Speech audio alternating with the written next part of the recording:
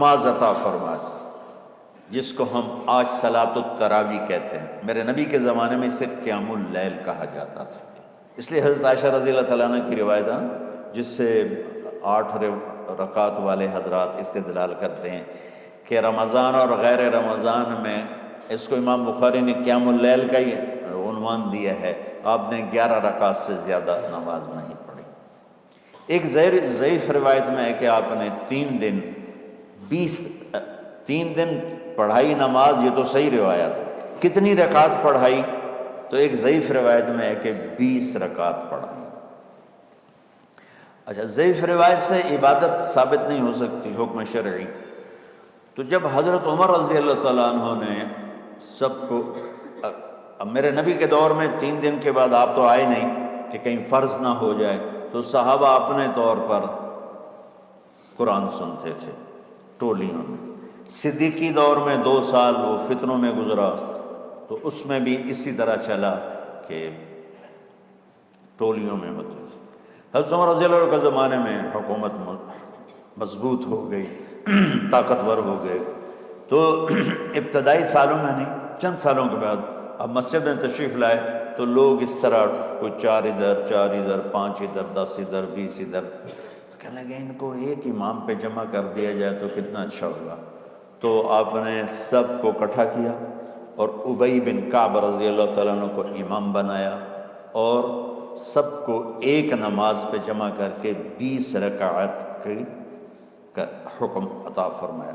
تو حضرت عمر کا یہ عمل اس حدیث کو مضبوط کر دیتا ہے کہ چونکہ میرے نبی نے کہا علیکم بسنتی و سنت الخلفاء الراشدین من بعدی، کہ میری اور میرے خلفاء راشدین کی سنت پر مضبوطی سے عمل کرنا۔ تو حضرت عمر کا جو 20 رکعت طے کرنا ہے، اگر ان کا اپنا اجتہاد ہے تو بھی ہمارے لیے عمل کے لیے کافی ہے، اور اگر ان کو یہ یاد ہے کہ میرے نبی نے 20 پڑھی تھیں تو اور زیادہ اچھی بات ہے۔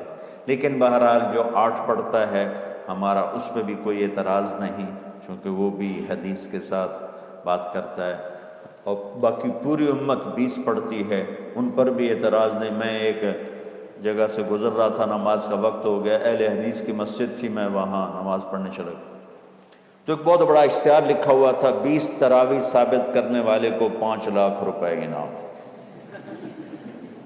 کہ 20 تراویح، سینکڑوں سال سے امت کا عمل 20 تراویح آ رہا ہے۔ تراویح کا نام جو پڑھا مجھے یوں لگتا ہے کہ اہل مکہ، یعنی اہل مکہ جو تھے نا، وہ 4 تراویح پڑھ کے ایک طواف کرتے تھے، تو وہ آرام کے لیے ہوتا، ترویحہ آرام، تھوڑی دیر کا آرام، تو 4 تراویح کے بعد ایک طواف کرتے تھے، وہ چھوٹا سا طواف 10 منٹ میں ختم ہو جاتا تھا، اور پھر 4 تراویح پڑھتے تھے، پھر طواف کرتے تھے، پھر 4 پڑھتے تھے، پھر طواف کرتے تھے۔ یہ صحابہ کے تھوڑے بعد کے دور کی بات۔ تو مدینے والوں کو پتہ چلا کہ مکے والے تو یہ کرتے ہیں، وہ کہنے لگے اساں کی کریے، انہوں نے کہا اسی 40 تراویح پڑھا، 40 رکعت، وہ 40 رکعت پڑھتے تھے۔ تو نوافل میں کوئی سختی نہیں کہ بھائی 8 سے زیادہ نہیں پڑھنی، بدعت ہو جائے گی، اور 20 پڑھنا بدعت ہے، یہ سب جہالت کی بات ہے۔ اور یہ 8 پڑھ رہے ہیں یہ غلط ہے، یہ بھی حماقت کی بات ہے۔ جو صحیح حدیث سے دلیل پکڑ کے کوئی عمل کرتا ہو تو بھائیو اس سے بحث نہ کیا کرو، مناظرہ نہ کیا کرو، یہ بہت نادانی والی بات ہے۔ اور امت کا خلق لاکھوں کروڑوں انسانوں کا ایک عمل پہ جمع ہونا، یہ بذات خود اس کی طاقت کی ایک دلیل۔ اور حرمین جب سے میرے رب نے، حضرت عمر نے 20 رکعت شروع کی، آج تک وہاں بھی ساری مساجد میں 8 رکعت تراویح ہوتی ہے، لیکن حرمین کی مسجد میں 20 رکعت، ادھر بھی ادھر بھی۔ اور یہ جو وہ وہاں ختم قرآن پہ دعا نہیں مانگی جاتی، یہ کس کا عمل ہے؟ حضرت عثمان کا۔ حضرت عثمان نے اپنے دور خلافت میں تراویح پڑھانے والے سے کہا جب قرآن ختم کرو تو دعا کرنا۔ وہ کہنے لگے جی کیا دعا کروں؟ کہ جو تیرے دل میں آیا کرنا۔ تو ختم قرآن کی رات تراویح کی آخری رکعت میں من الجنت والناس کے بعد دعا کے لیے ہاتھ اٹھانا، یہ حضرت عثمان رضی اللہ تعالیٰ عنہ نے اس کو زندہ فرمایا۔ اور امام دعا کرتا تھا 1 منٹ 10 منٹ 20 منٹ جتنے بھی، اور پیچھے لوگ آمین کہتے تھے۔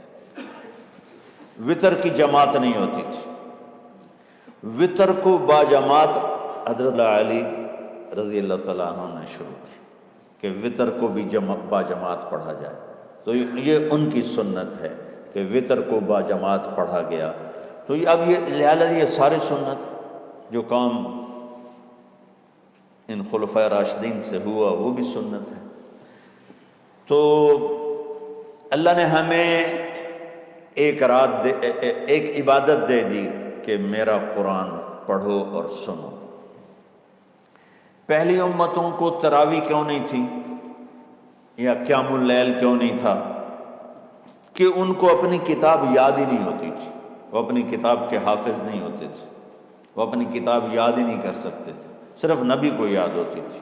اللہ نے ہمارے لیے کتنا آسان کر دیا کہ 7 سال کے یہ چھوٹے چھوٹے بچے قرآن یاد کر رہے ہیں، 70 سال کا بوڑھا قرآن یاد کر رہا ہے۔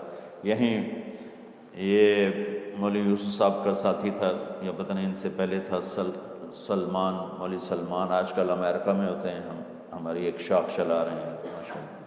وہ شروع میں یہاں تھے، تو یہاں تراویح پڑھانے کے لیے ہمارے پاس حافظ کوئی نہیں تھا، وہ حافظ نہیں تھے، وہ صبح بیٹھ کے شام تک ایک سپارہ یاد کرتے اور رات عشاء کی نماز میں سنا دیتے۔